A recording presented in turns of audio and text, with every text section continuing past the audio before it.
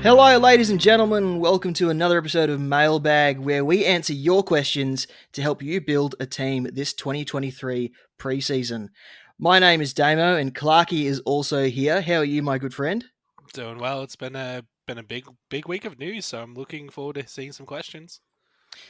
Joining us this week is a man who comes from the YouTube part of town. He has 3.72k subscribers at time of recording and is known for his SuperCoach stock market videos. It's DR from SuperCoach with DR.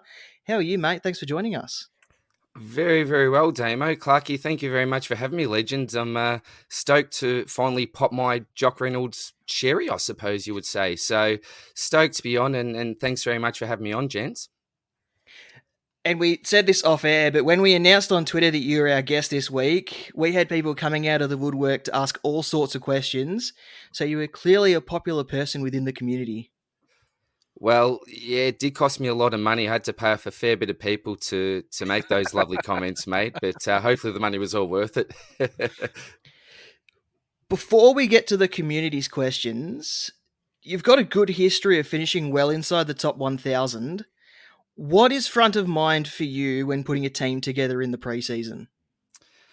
Well, I suppose the first thing that I do is once the previous season finishes up is I always get together a bit of a short list of blokes that I may look to start next year. I do a fair bit of preseason research, particularly the second half of the year. I look at those numbers from the year before, look at all the SuperCoach history, any changes that are going on during the preseason. So different roles, maybe a change of team, change of coach, so many different factors that you've got to take into consideration. But for me, I always start with who I think are the absolute must-haves, lock in those primos, then go to who I think are then almost the most the must-have value picks, like your Jacob Hoppers, for example, this year.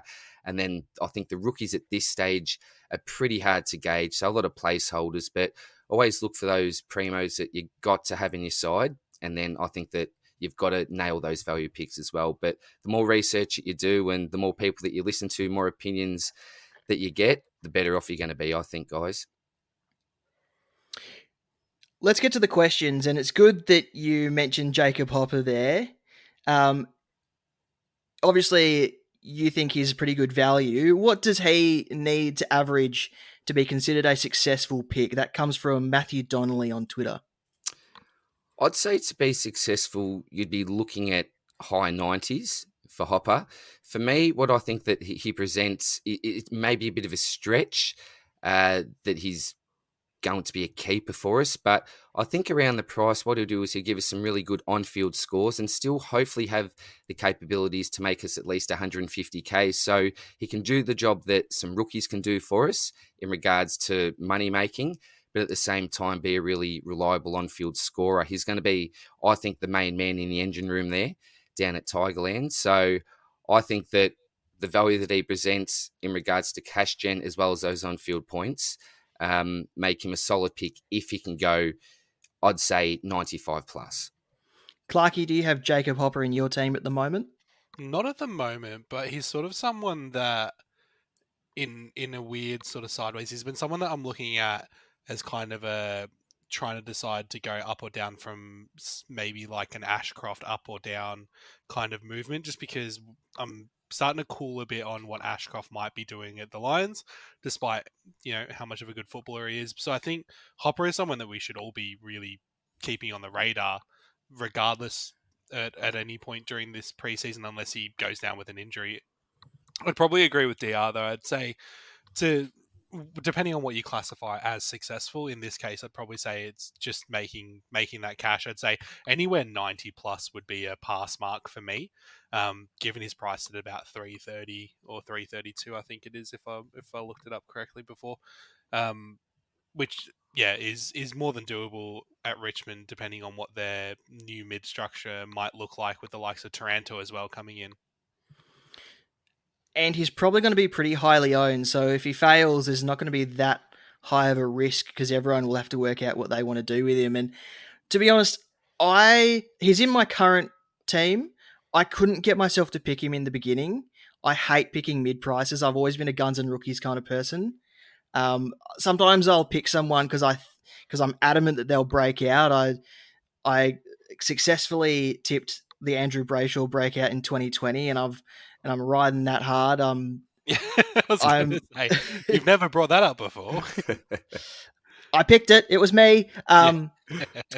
But I mean, there's obviously a role for him at the Tigers, and the engine room needed a bit of spark, needed something different because Dustin Martin doesn't have the same body capacity as he used to have. Shane Edwards has retired now, I believe, and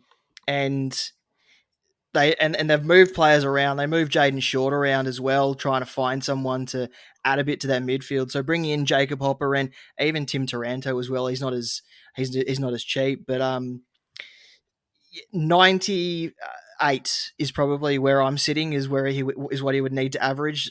Like nice sort of price, and at that average, we could sit him on our bench and then use him as a loophole for the rest of the season if it pays off. And if it doesn't, like I said, probably going to be highly owned. So everyone's going to be sitting in the same boat trying to move him or working out what to do with him. I think it's interesting to note as well, just looking at it here, as far as Richmond midfielders go, Jaden Short had the highest 2022 average with 98.8. So not even he cracked a 100 average, which I think is probably really concerning. And I've said it before, without any venom for the Richmond Football Club, but Richmond, the way that they play, to me, isn't usually something I associate with high-scoring SuperCoach players necessarily throughout their midfield. They like to share it around, and everybody kind of has their very specific roles. So it'd be interesting to see how Hopper fits into that. DR, are you on the Tim Taranto train? Do you think he's going to be successful, or do you reckon he's a little bit overpriced considering the system that he's in? I've been off and on with Timmy Taranto. I've been switching in with Rosie in my side. Look, we know what the good and the bad is with Taranto. I don't think he'll have any trouble finding the pill, but it's obviously what he does with it. He's known to be a bit of a butcher. As Clarky just mentioned, Richmond's system don't usually allow for a really friendly, fancy style of game, so that's always a little bit of a concern for me. But I think with Taranto, he's coming into his prime. He will be, I think, along with Hopper, the main man there. You'll obviously have Prestia in there as well, but he's injured so often, isn't he? How often is Prestia actually out there? I don't know if Short will continue to play through the midfield. There's lots of roles that he could do. So I don't think that Timmy Taranto plays too much time forward. I think you've got players like Martin and Bolton that will also rotate through there. So I do see a lot of midfield time for Taranto and Hopper, probably the two main blokes that will attend the main CBAs, I think, for me. But not a lock at this stage, but currently in my side. We'll move on from there. Tim Mitchell from the KFC Supercoach Herald Sun team asked us a question, and we'll go around. We'll go around here and get everyone's rankings here because he wants us to rank the 600k defenders. So that's in order: Sinclair, Sicily, Stewart, Doherty, and Dawson from 1 to 5. I'll go first because I wrote it down. Tom Stewart's number 1 just because of his reliability. Then Dawson. Sicily is expensive, but I've got him at number 3. Doherty at number 4. I just like others better, but I think he's a great pick anyway. And then Sinclair's at the bottom because I don't know where Ross will want to play him.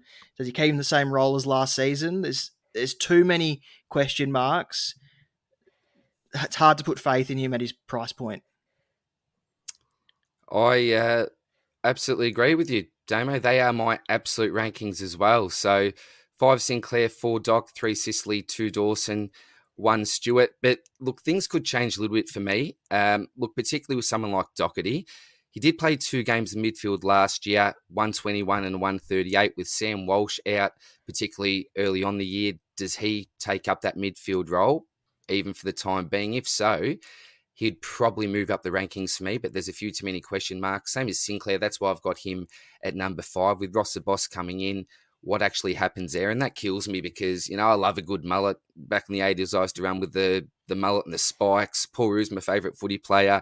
Axel Rose from Gunners. You go on and on. So it does hurt me because he was a great selection for me last year as well. But what's his role going to be with Ross's style? Will that suit a fantasy-friendly game? I'm not too sure. With Sicily, I like him as well. We know he's a quarterback, intercepts, kicks it long. But again, here's another one that's coming off a career best average. There's a bit of ball that's going to be shared around there with the likes of Hardwick, Jath as well. At 2, I've got Dawson. Really hurt me last year because I didn't actually own Dawson. I think I had him for the last 3 rounds, finally jumped on him, but he'd done all his damage by then. It was just too late. And I think that he can score well in a number of different roles as well. So obviously down back, he takes some kick-ins, playing on a wing.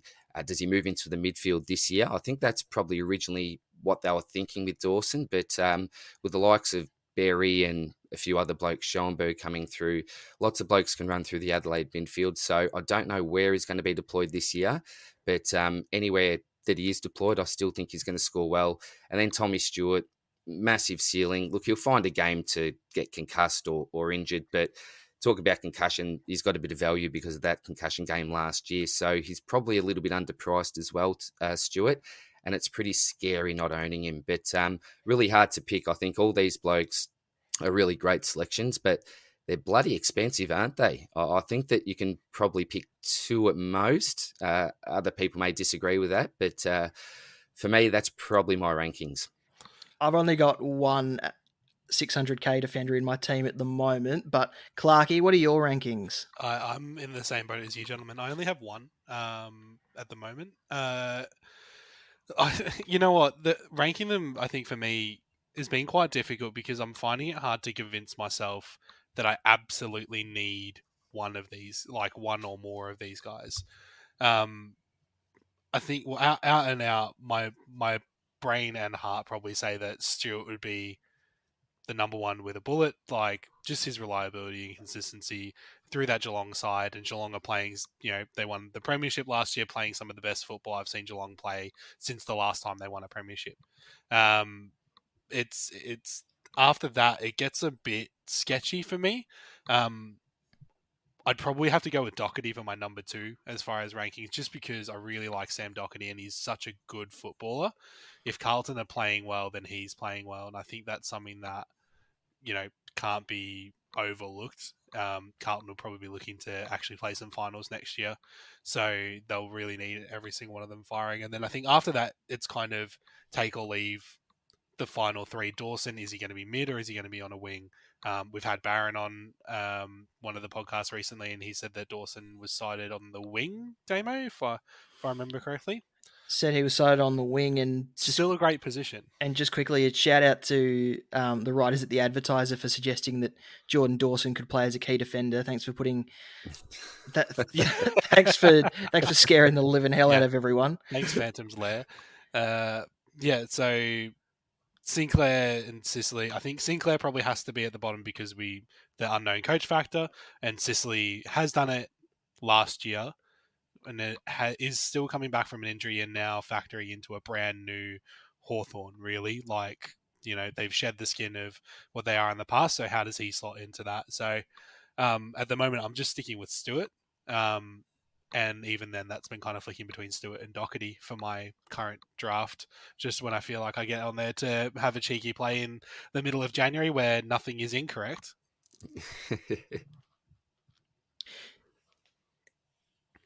So there we go. There are our rankings for the 600k defenders. Thanks, Tim. Clarky, I'll stay with you being the Melbourne fan. Yeah. Do you pick either of Grundy or Gawn, with little known of how they will go together? That comes from Chris on Twitter. So this is a great question because Max Gawn has some hamstring awareness as of today of recording. We're recording this, not to date the episode, but 20th of Jan. Literally today has been told, okay, he's going for scans over the weekend. So if Max Gawn were to not play the first couple of rounds, you could probably argue that starting Grundy would be fine. Starting him, but you go further down the line and you factor in then I have to probably get rid of him when Max comes back. But it buys you time to figure out who else you're going to pick, because that's the other question, really. I don't think you can pick them if they're playing together. I think I've kind of had to tell myself that it's great for the Melbourne Football Club, and I love that for me. But SuperCoach, I don't think I can bring myself to touch one of them going into the start of the season. They're just going to be copying points off one another, and it's going to be a matter of how that works together. So I don't know, Damo, if you've got any further thoughts.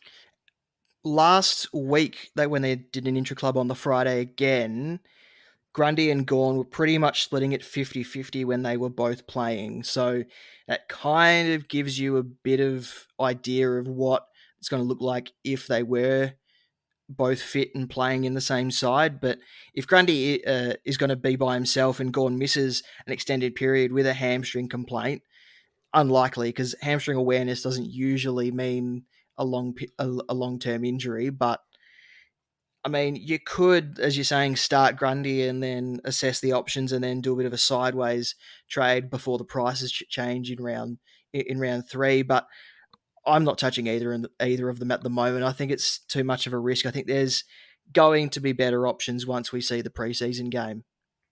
Yeah, the 50-50 will work for them if either one of them kicks a bag, depending on whichever one you've started that particular week. I'm interested to hear your thoughts on this, DR. Yeah, well, to be honest, all pre-season I haven't touched either of them. None of the blokes have entered my side. We're not talking a couple of years ago. A couple of years ago, it's bang, bang. It's pretty easy in your rucks, isn't it? But the issue for me is, look, even if Gawn is out for a month, then the question marks still remain because we still wouldn't have seen them actually play together. Match sim's one thing, and it definitely gives us a good idea about what potentially may happen during the season, but it's nothing like actually watching them in action together. So I think it's pretty dangerous. Grundy could come out and have a great first 4 weeks when, just say if Gawn comes in, and this is all question marks, but let's just say it's something around round 5, then we've still got those question marks. What do you do? Do you keep on to him for the next 3 weeks, just say, and then he's pumping out 70s to 80s? What do you do then? I just think that we need data in order to select either one of them, and we just won't be given that data. So for me, they're just still a no. But look, if Gawn, I don't think he will be. Let's say he was out for an extended period, say 10 weeks, then I'd definitely look at it because you've got 10 weeks worth of Grundy playing solo ruck. But unless it was a long period like that, I wouldn't look at it, to be honest, boys. I'm just always concerned when I hear the term awareness, because that's always throwing to me where I'm like, okay, so that just tells me that you don't know if it's good or bad awareness. Like, you just know that something isn't correct there. And I think Gawn as well is probably had a bit of a track record of playing sore. So I'm not suggesting that it's going to be a long term, but I think if he, over the next month, we're coming almost to the end of January now, if over the next month he feels like he's not getting himself to 100% or he's not getting 100%, he'll probably make that choice to sit for, a week or two or however that is. But I think you're right. I think risk-wise, you shouldn't be touching either of them from a SuperCoach perspective. And just to add into the conversation, Bryce Willard on Twitter wants us to discuss the viability of starting Darcy Cameron as a forward instead of in the rucks. Okay, but then who's your ruck? Yeah, like we may have no choice given how the rucks are going this preseason, but I guess the viability is that he has the luxury of dual position. So if you start someone like a Nick Madden in your third ruck position, you still have the scope to move him into your rucks if you need to. But it sounds like Darcy Cameron's going to be the main man for Collingwood. So why wouldn't you start him? He's 465k, and if another ruckman comes along that does better, you can wait until that ruckman bottoms out and then move DCAM into your forward line and then bring that ruckman in. Yeah, I think for me, he's a really nice placeholder in your ruck line at the moment because for me, there are so many question marks. As we just mentioned, it's not as simple as locking in Gawn and Grundy. There's question marks possibly at Darcy with Jackson there. Lots of question marks around the rucks this year. So for me, I'm a big fan of actually starting Darcy Cameron as your R2 and then looking to either switch him into your forward line at a later date once you've got a little bit more info about the rucks, because I think he's got the potential to be a top 6 to 10 forward, depending on how things structure up at Collingwood this year. I've got some quick averages just quickly here I've written down. So With Grundy last year, averaged 46.6 with a CBA rate of 12.4. With Mason Cox, it went up to 94 with a CBA rate of 57.5. And with Begg, average went up to 104.3 with a 63% CBA average. So if Cox plays in the side, then the data suggests it's going to be around that 95 average. But with Dan McStay in the side now, if he is the one to cover in the ruck, and if Cox is playing in the resis, and I think that average can possibly go up to around the 105 mark. So I think he could be a potential keeper in your forward line. Don't know, traditionally 105 wouldn't really be enough to be a keeper in your ruck because those big boys can go a nice 125 up to 130 plus. Maybe different this year. But I'm a fan of starting Darcy Cameron in the ruck myself. But if you need to do it up forward, that's fine. I'm even considering running a Sava, Ratagalia, in my forward line as well, so he can link up with Cameron if I need to as well. So lots to happen, but I am a fan of Cameron. Probably in the ruck though, more than the forward line. sorry, DR, was over you a little bit there because I wasn't expecting Radically to also come up because he is my current secret shame at R2. So we're in it together. Yeah, after so Matt Forrest down at Geelong Advertiser was out there watching the Geelong training and said that Radically spotted in the ruck. He's $174,000. That's good value in a ruck.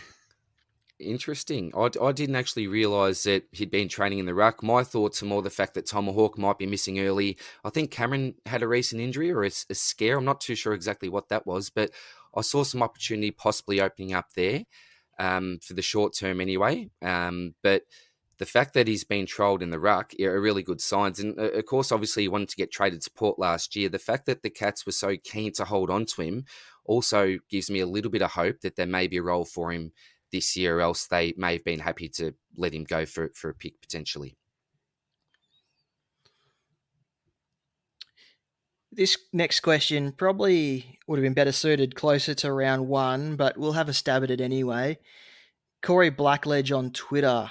Could you potentially have Josh Bruce and Ben King as your bench loop over guys like Van Rooyen, Richards, and Finn McRae? Obviously, we don't know rookies until round 1 teams are released. But I mean, if we don't get the rookies that we think we will, then I mean, Ben King will have the job security. Josh Bruce might have the job security. You could loop them. You could loop them. I think it's a matter of rookies, but it's nice that we kind of have a fallback. Like, I don't see a universe where Gold Coast aren't playing Ben King all 22 games if he's fit, right? Like, there's no chance that we can't fall back on that. And Josh Bruce maybe has a new role, maybe doesn't, but even then, very cheaply priced. And some points are better than no points, as those of us who have messed up rookies in the past probably remember. That's a big point. I think it's a lot of it's about the job security. So look, if we've got 3 to 4 blokes at 123k that look to have pretty solid job security, then I'd avoid looking to have someone like a King on my bench. But on the other hand, if we just don't have anyone available, then you've got to do what you've got to do. But ideally, if you're paying 170k, I'd like to have that player at F6 rather than on the bench, and you can always loop him with 123k player. So someone like a Fergus Green at Hawthorn may get opportunities this year. He's no Ben King, but it's just so hard to lock in anything at this stage. But never say never. But ideally, if you're paying 170k for me, you probably want the player on field if you can. Okay, this next one comes from John DJ59. He's basically asking, do we go with Dawson? So Jordan Dawson at D1 or Andrew Brayshaw at M4. So you can only have one. With Dawson, he would have Angus Brayshaw, Hayden Young, and Nick Dacos D2 to D4. And in the mids would have Tom Green at M4 and Jacob Hopper at M5. With Brayshaw, Green would be M5, Hopper M6, and then in defence, the D2 to D4 would all move up one. Okay, so got to get my head around the pick. So basically, yeah, so for me in defence, you'd have Dawson, Brayshaw, Dacos, and Young. The only, I suppose, danger for me, and this is where I think defence is really tricky for me this year, and I think Clarky mentioned before he's only running with one of the top priced, out of the top 5 defenders this year. The danger, or the hard thing for me with defence is you've got players like Young, Dacos, Brayshaw. How close are they going to be to being top 6 defenders? Are they going to be top 10? I, I struggle to start too many blokes with question marks on them, particularly those more breakout into the Uber types like your Young and your Dacos. So for me, I'd like that probably bit of extra security with one of those top 5 back there in Dawson. But I'm also a big fan of Brayshaw, but I'd be pretty happy to have Green at M4, Hopper at M5, because you've still got your Ashcroft, Will Phillips there that you could fill the rest of that midfield up with. But Damo, you're a Freo man. Big fan of Brayshaw. How would you go yourself there, mate? Yeah, I'd go with Andrew Brayshaw, but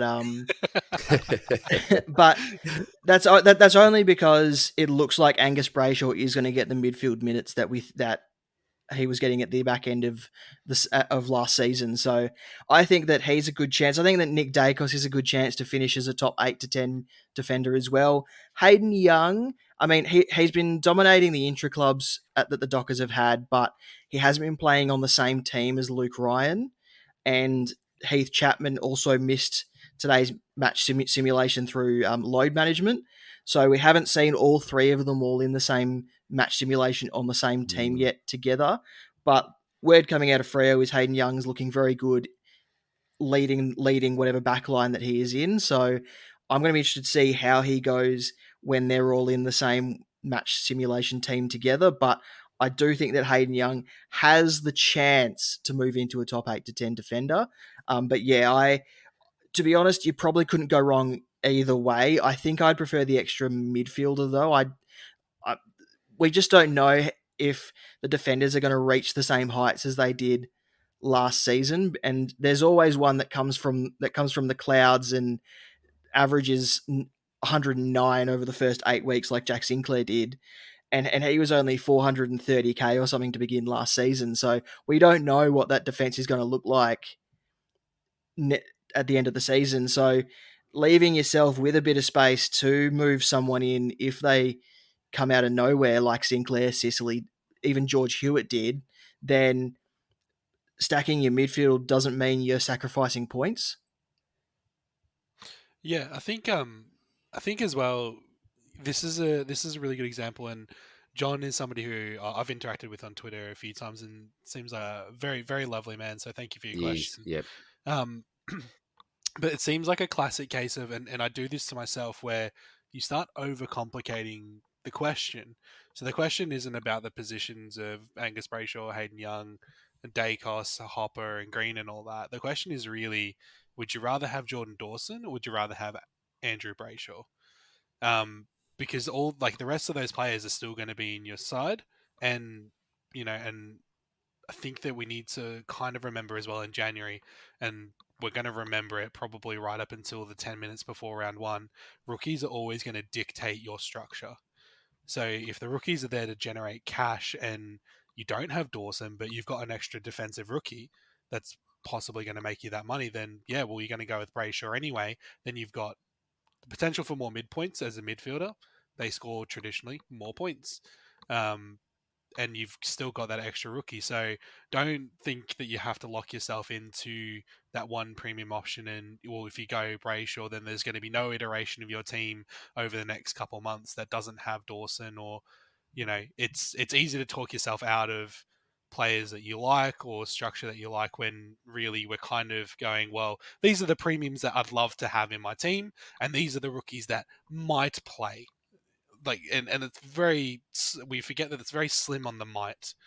We have absolutely no idea until the week of, or even team announcements for round 1. So don't stress yourself out too much, John. I think for me, out of those two questions, I'd probably take Brayshaw over Dawson, and move Brayshaw, like Angus Brayshaw. Because you get the Brayshaw brothers, which makes your team just that much better. And yeah, I do like Hayden Young and Nick Dacos. They're both two players definitely on my radar. SuperCoach Crazy, aren't we all, on Twitter has some questions for our Brisbane fan in the room. Can Dunkley improve his average this year, and is he a lock? Is Zach Bailey worth a shot as a point of difference? Is Connor McKenna best 22? I have yes, no, and preseason dependent as my answers here. But DR, you're the Brisbane fan. How do you see it? Absolutely agree. So, yeah, Dunkley will improve his average this year. He's not going to be a ruckman. We've got Darcy Fort. We've got the Big O. This man's going to be playing in the guts alongside Lockie Neal. So I think he's a perfect addition to our midfield. We really needed another big body, someone that's defensively minded as well. So I definitely see him improving his average this year. He's not going to be sharing as many points, I don't think, with your McRae's, your Bonts, your Baz, Libbers. We all know what it's like down there at the kennel. So for me, Josh Dunkley is an absolute lock and probably the first player that I would select in my team this year. Even as a midfielder, I'd select him as well. So if he was a pure midfielder, I'd still be going in with Josh Dunkley at the price this year. Second one, Rat Bailey. He just won't get enough midfield time. He may pinch hit slightly, but he recently signed or extended, I think, for another 3 years. And in that interview, he said himself that short term, he's not going to play much midfield time. He's going to play that half forward role.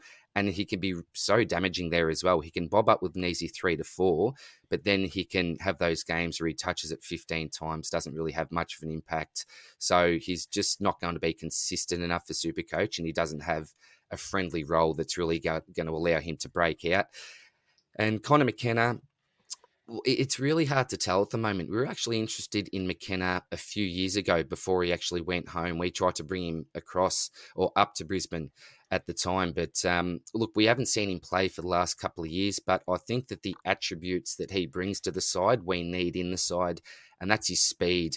And being able to break the lines. If you look at our defensive unit there, and I'm very sad, not SuperCoach relevant, but Marcus Adams out for the season with ongoing concussion symptoms. That's going to be pretty big for our structure. Young Jack Payne, I think, is going to step up now. I don't think that'll be too SuperCoach relevant, but I really see a lack of speed down there. You know, Rich, Starcevic is powerful, has a burst, but I think we really need McKenna's breaking speed out of the back line. He'll be competing with someone like Darcy Wilmot, who before McKenna came to Brisbane was going to be an absolute lock, I think, at least for a bench spot on our side. So I think he's probably going to be competing with a Darcy Wilmot type. And don't be surprised, even Daniel Rich, he's getting on. He's a great man. And, my DR comes from Daniel's Riches, my username on SuperCoach Talk. So love the great man, but I wouldn't actually be surprised to see him a little bit phased out because we've got Kitty Coleman now with those kicking skills, a little bit younger, that can also do a similar job, I think. So I think I answered all three. Was that all? Did I miss one? Or that was all of them. But now I've got a question. So you think that Connor McKenna and Darcy Wilmot won't play in the same team? Not necessarily. Look, if I look at our back six, so you've got obviously Harris Andrews, Dizzy Gardner, and probably I'd say Jack Payne now replaces Marcus Adams. So they're your three there, your three tools. You've got Starcevic, Rich, Coleman, and then there's McKenna and Wilmot. So they're probably the 8 that I think will play around that back line. But do you run with 1 or 2 of these blokes on the bench? I'm not too sure. I think you could probably still run with 2 of them. But we know that Brisbane also like to play a Darcy Fort type. There's your tall. It's really tough to tell at this stage. I wouldn't be surprised either way, to be honest, mate. I could see it happening because we know that they love Darcy Wilmot, the Pepsi Max King. Obviously came in, played really well during finals, stepped up to the plate. Bright future. You've even got blokes like Khalad Shee, who could be the perfect sub type, and even McKenna. You know, he could play back, wing, even a half forward. Could he be a potential subtype. I'm really not too sure. We need to see more from McKenna, how he's tracking during the preseason, how he's picking the game up again after being out for so long. But very long answer to that question, Damo. I'm not sure either way, but yes, I still see a world where they could both play in the same side. I didn't realise that we had another Brisbane fan on this week. I feel like we've really had the Lions share. Yeah, well, Benny last week was representing as well. So, yeah, old Fitzroy boy. I always referred to myself as an old Fitzroy boy rather than a Brisbane fan, but still very passionate, Clarky, very passionate. No, it's good. I really like hearing about Brisbane. I'm really interested to see how they progress this year because it feels like they're right on the cusp of like breakthrough achievement, like that real next level that they want to achieve. I can't remember who I said it to, but I said the Josh Dunkley recruitment for Brisbane kind of felt like the same sort of caliber as the Jeremy Cameron recruitment for Geelong. So it's like that final missing piece that they really needed, that they finally got. They gave whatever it took to get him, and now he's in. And then you got Connor McKenna, who you could compare as their kind of Tyson Stengel kind of signing, and just a bit of missing pieces coming in that could help them move them to that next bit of the finals, and hopefully maybe reach the big dance and win the whole thing. Oh, hopefully. I think it was one of the best off seasons that I can remember. You throw Jack Gunston into the mix as well, who I think's the ideal Dan McStay replacement, at least for the next couple of years. And then in the draft, Will Ashcroft as well as Jasper Fletcher. So it was just an extraordinary off season by a recruitment team. And yes, should build a statue of Don Ambrosio, I think, out the front of the Gabba there, because ripping work by the lads. But who knows? I think the D's, your boys at Freo.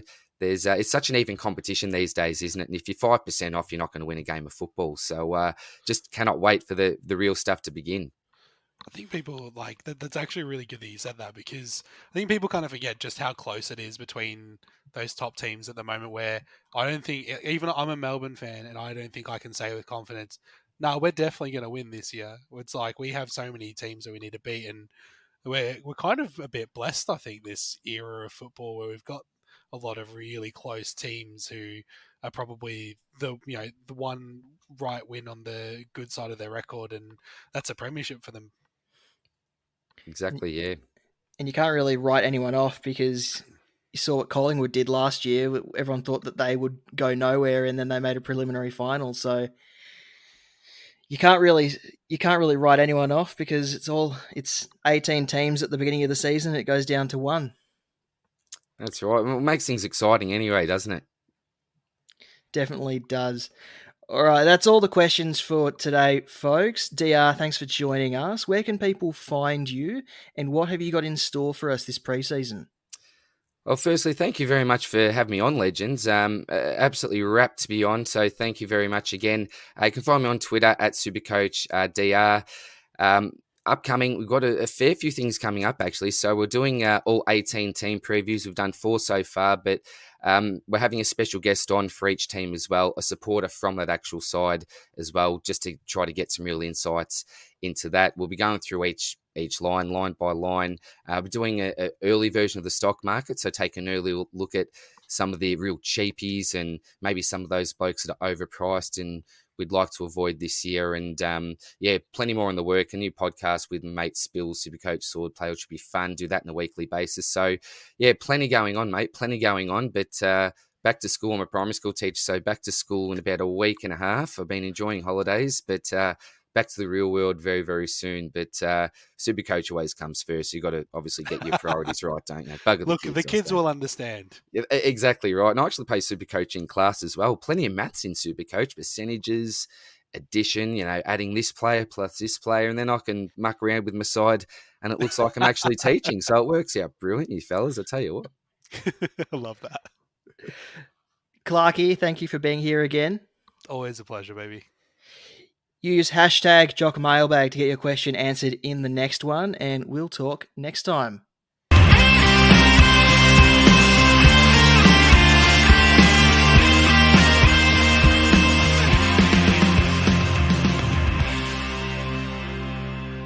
This has been a Jock Reynolds production. We celebrate difference of opinion. Please be respectful in the comments.